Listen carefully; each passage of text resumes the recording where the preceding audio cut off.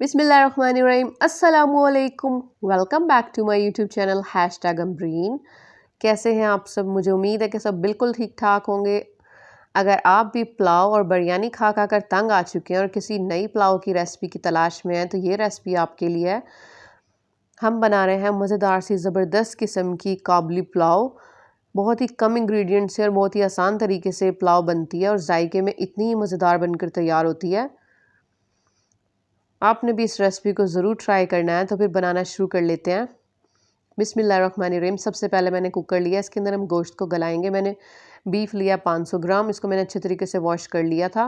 एक मैंने दरमियाने साइज़ की प्याज लिया जिसे मैंने रफली काट लिया। 8 से 10 मैंने लहसुन के चव्वे लिए, ये भी डाल देंगे। नमक डालेंगे 1 टीस्पून और धनिया, साबुत धनिया डालेंगे 2 खाने के चम्मच और ज़ीरा और सौंफ 1 टेबल स्पून डालकर इसको इसके अंदर हम तकरीबन 5 से 6 कप पानी डालकर इसको हम गलाएंगे।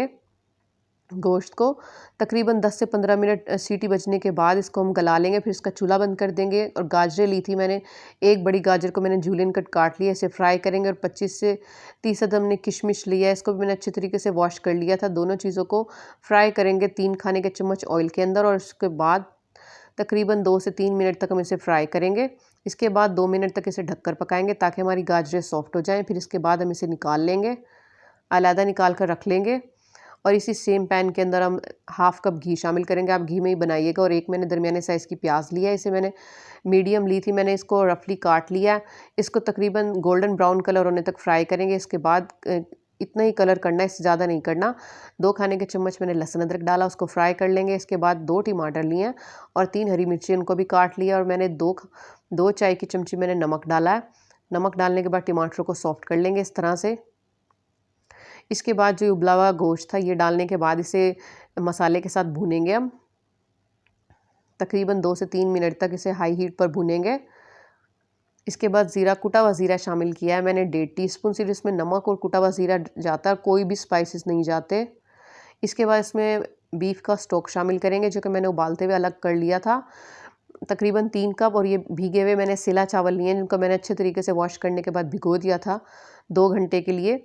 2 कप हमने चावल शामिल किए हैं। 2 कप के लिहाज से परफेक्ट रेसिपी है। डालने के बाद इसका जो पानी था उसको मीडियम फ्लेम पर हम खुश कर लेंगे और उसके बाद चेक कर लेंगे हमारे चावल अगर गल चुके हों तो ठीक है, वरना फिर मज़ीद पानी शामिल कर लेंगे। और इस वक्त हम इसमें नमक भी चेक कर लेंगे। नमक हमारा परफेक्ट था।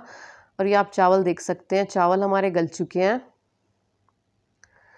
ये देखें, चावल का दाना हमारा सॉफ्ट हो चुका है। इसके बाद इसकी लिड लगाकर इसको तकरीबन लो फ्लेम पर 15 मिनट के लिए हम इसका दम लगाएंगे।